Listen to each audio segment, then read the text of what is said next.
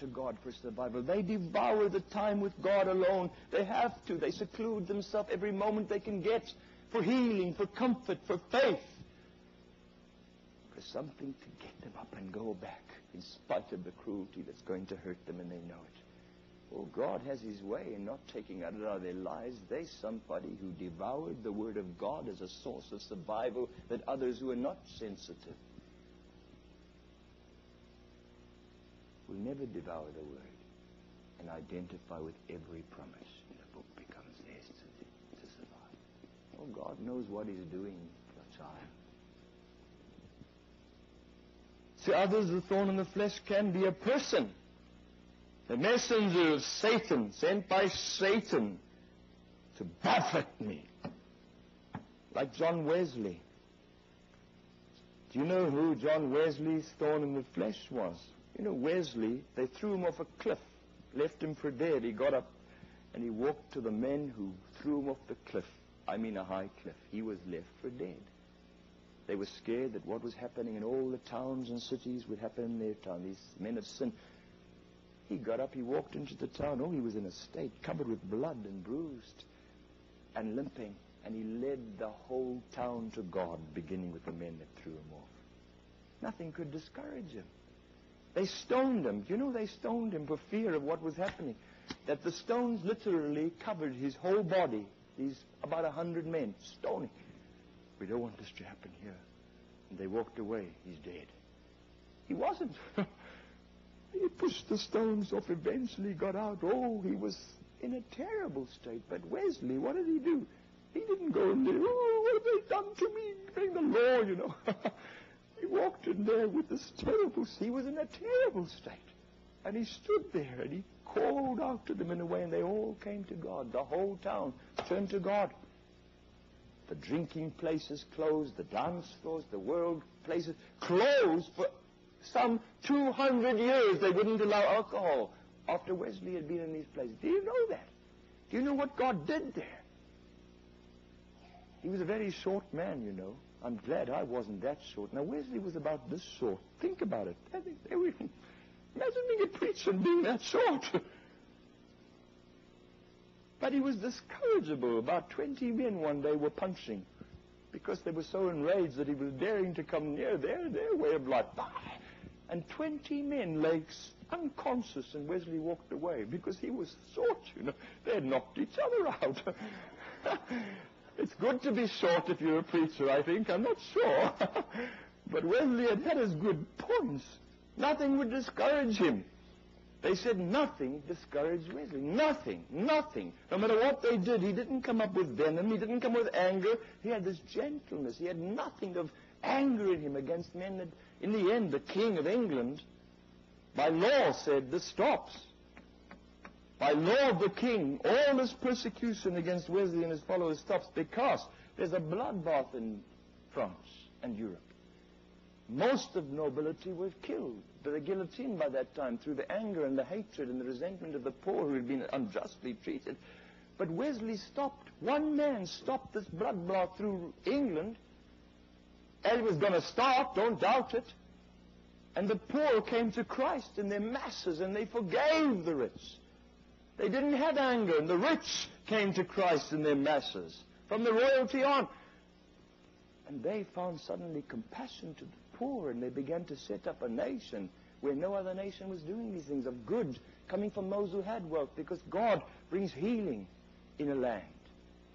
And he did through this one. The king said, this land, the history of England is changed through one man, and we've been spared of a bloodbath. We've got to acknowledge it. No man is to touch this man or his followers again. By law of the king, let God turn us all together to God.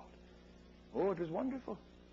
But one thing only drove Wesley to despair of life. They say he despaired that he sobbed.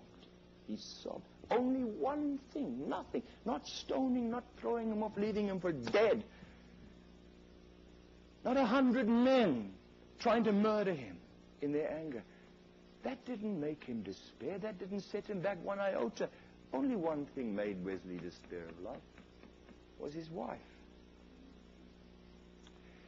She was godless. She, at some point, decided she didn't want God. She hated God. And she ridiculed him.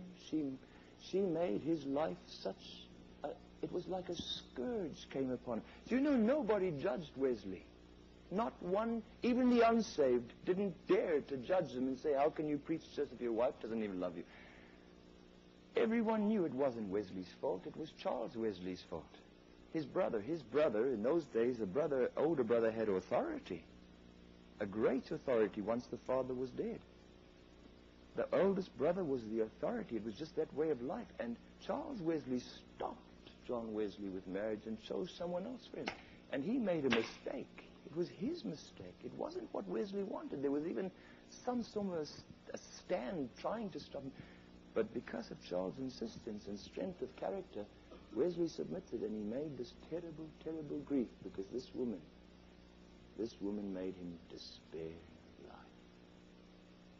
It drove him to his knees that he sobbed and sobbed again and again, but nothing else made Wesley sob. And yet God allowed it. God didn't want it. It was the devil's doing, but God allowed it to a man that led a nation to God. To some, the thorn in the flesh can be a person. Listen carefully here. Oh, how often the thorn in the flesh is a person, sent by the devil to stagger me, allowed by God to help me spiritually. A person who thinks it is their God-given duty to criticize you and undermine you and treat you with contempt because of something the devil has told them about you. Oh, how often it's a person like that God allows to come along your way, whether you're a preacher or someone just wanting to go through with God. The thorn in the flesh can be a person who thinks it's their God-given duty, even in the church, to criticize you and undermine you and treat you with contempt because of something the devil's told them about you. At times you will think it is their life mission to destroy you. It seems that nothing will ever pacify them until you're destroyed. But these things will not destroy you, beloved. They will make you. Trust God about that. They will make greatness in your life that would never have been if it hadn't been for the very thing you're despairing about. God doesn't allow anything that can destroy you. You only will be destroyed if you lose sight of Him and lose sight of faith in Him. That He is in control and He's allowing something for a very definite reason in your life that He's not dealing with. Not to torment you, but to bring you to a place of greatness. To others, it can be one of their own children. The thorn in the flesh can be one of your own children. Now that's tragic. When a man's enemies are the members of his own household, there's 5 verses in the Bible, 5 passages, where Jesus speaks of this and Micah speaks of it. Where, because of Christ, a man's child rises up against him in variance and begins to hate his father because the child wants the devil. All children who do not want to follow God, not to follow your God, they want the world. That can drive a man to the dust, let me tell you. As very few things can. God didn't want it, but He allows it. He could deal with that child, and I've seen Him actually do it when it got too much.